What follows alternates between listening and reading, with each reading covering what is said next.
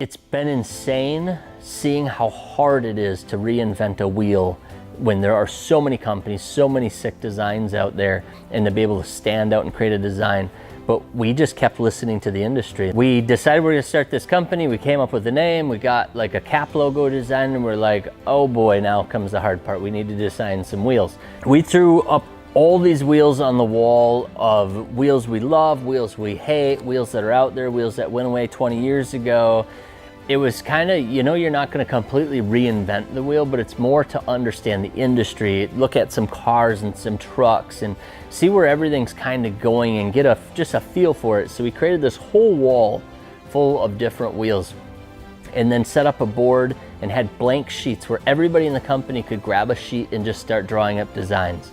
And people started throwing out some wild and crazy designs. I think there was only like 2 people that were really trying it, maybe 3, 4 tops. But there were some pretty crazy designs. A lot of them, even from our guys, looked a lot like the ones that my son was also designing. I think when people first try it, they want to get all crazy and have something that nobody's ever seen before. And it looks like Homer Simpson's car from when they let him design a car in the Simpsons episode. And it looks like a spaceship with some sort of weird bubble on it. What does this monstrosity cost, Jerry? In the early couple of days, our designs weren't going so well. So I did what I do best and I became absolutely obsessed about it. I started drawing wheels all day. I would go home at night and draw wheels with my son. And I just kept drawing them and drawing them and drawing them until I came up with a couple that I was willing to submit to have rendered out. So this is the ARK 3, which everybody's in love with, and Steve has also agreed should be our first wheel. Is it important, mister? Way to go, Kevin. You got the right center cap on there now. That'd be the only thing. So the center cap's been fixed to be the black on black. They forgot to remove the dimples. They're on it right now, so if you could just picture it without those. They fixed the machining on here. And now this is the 6-lug version, which we were afraid would look weird because it's 8 spokes. Oh, looks good. But it looks good. It looks really You don't even notice it. And then I noticed in the other angle, same thing. It looks great. You can't tell the spokes versus the lugs. Oh, is that concave too? Yeah. I was gonna say, I think You I've haven't seen this yet. You should have somebody else hold the camera. Look at that, Fuller. Yeah. That's where you get to see it all. I like that. So it's concave, it's directional, it's true directional, so we'll have a right and a left. And it'll be 6-lug, 5-lug, 8-lug, exposed lug nut.